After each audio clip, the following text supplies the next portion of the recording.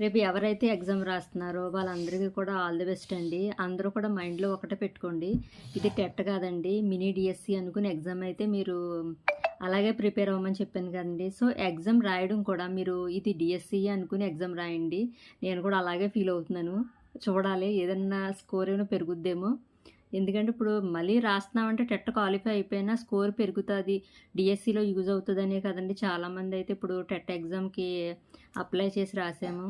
Money ఎక్కువైనా సరే పెట్టామంటే దాని ఉద్దేశం ఏంటి, ఏమన్నా స్కోర్ ఏమైనా పెరుగుద్ది అనే ఉద్దేశంతోనే.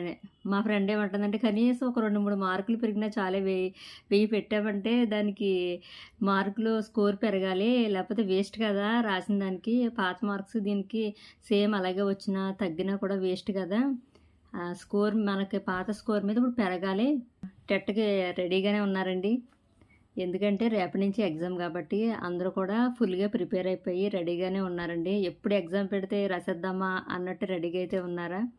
నేనైతే రేపు ఎగ్జామ్ పెట్టుకుని ఇంకా బుక్స్ చదువుతూనే ఉన్నానండి. ఇంక ఇవన్నీ కూడా అసలు ఎంత సిలబస్ కంప్లీట్ అవ్వట్లేదు, ఎంత చదివినా కూడా కంప్లీట్ అవ్వట్లేదు. ఆల్రెడీ ఒకసారి చదివాను, చెప్పాను కదండి పేపర్ రీడింగ్లో చదివానని. పేపర్ రీడింగ్ చేసిన మరలా తీసి చూస్తుంటే అన్నీ ఫస్ట్కి వచ్చినట్టే అయిపోయినాయి అనమాట. అసలు ఏవి సరిగ్గా గుర్తుండట్లేదు. అలాగే చదువుతున్నాను.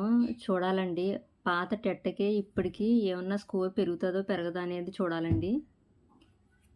ఏంటంటే ఫస్ట్ రాసే వాళ్ళకి ఏంటంటే టెన్షన్ అనమాట, పేపర్ రాయిస్తాడా ఏంటి అనేది. మనం రాసి వచ్చిన తర్వాత పర్లేదు పేపర్ బాగానే ఇస్తున్నాడా అన్నామంటే తర్వాత రాసే వాళ్ళకి ఏంటంటే ధైర్యంగా ఉంటుంది. కాబట్టి నేను ఎగ్జామ్ రాసి వచ్చిన తర్వాత వీడియో చేస్తానండి. పేపర్ కష్టంగా వచ్చినా సింపుల్గా వచ్చినా పేపర్ చాలా బాగా ఇచ్చాడని చెప్తాను. ఎందుకంటే తర్వాత వాళ్ళు భయపడకూడదు కాబట్టి. ఎందుకంటే మనం భయపెట్టేలాగా ఏదన్నా వీడియోలో చెప్పామనుకోండి పేపర్ చాలా కష్టంగా ఇచ్చాడని చెప్పేసి, తర్వాత రాసిన వాళ్ళకి ఏంటంటే అమ్మో పేపర్ చాలా కష్టంగా ఇస్తాడంట అని చెప్పేసి భయపడుతూనే వెళ్తారు. ఆ భయంలో ఏంటంటే మనం చదివిన దాంట్లో 50% ఆ భయం వల్ల సగం పోతుందండి. సో పేపర్ బాగానే ఉంటుంది, ఎందుకంటే మీరు ఆల్రెడీ చదివేశారు. ఎందుకంటే ఫ్రీగా వెళ్ళి ఎగ్జామ్కి వెళ్ళి రాశారనుకోండి ఏంటంటే మీరు చదివిన దాంట్లో వచ్చినాయా రాస్తారు, లేకపోతే రాదు.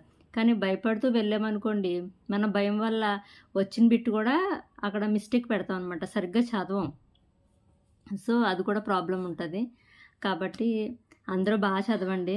నేనైతే రేపు పొద్దున ఎగ్జామ్ రాసి వచ్చిన తర్వాత పేపర్ ఎలా ఇచ్చాడు ఏంటని చెప్తాను. అదే ముందుగా చెప్తాను, పాజిటివ్గానే చెప్తాను, నెగిటివ్గా అయితే చెప్పను. ఎందుకంటే ఎవరు భయపడకూడదు కాబట్టి. మీరైతే ఎగ్జామ్కి సిద్ధంగా ఉన్నారో లేదో కామెంట్ బాక్స్లో కామెంట్ చేయండి. మేము ప్రిపేర్ అయిపోయాము, ఎగ్జామ్కి మేము బాగా రాస్తామనేవాళ్ళు. చాలామంది అయితే ఇంకా టైం పెంచితే బాగుండు అని అంటున్నారు. టెట్కి టైం పెంచుతా వచ్చారనుకోండి, మ్యాక్సిమం పెంచారనుకోండి మన డిఎస్సి లేట్ అవుతుంది. మనకి మెయిన్ కావాల్సింది డిఎస్సీయే కదండి.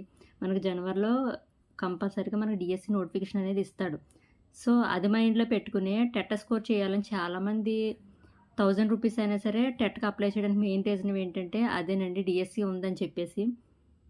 డిఎస్సి ఉంటుందో ఉండదో అని అనుకున్నాం అనుకోండి ఎవరు కూడా టెట్కి అయితే అప్లై చేయరు. ఉంది కాబట్టే ఇప్పుడు టెట్కి స్కోర్ చేసి, అందున ఇంకోటి ఏంటంటే మనం ఇప్పుడు బాగా చదివితే ఇది డిఎస్సికి కూడా యూజ్ అవుతుందని కొంతమంది అయితే టెట్కి అయితే అప్లై చేశారు.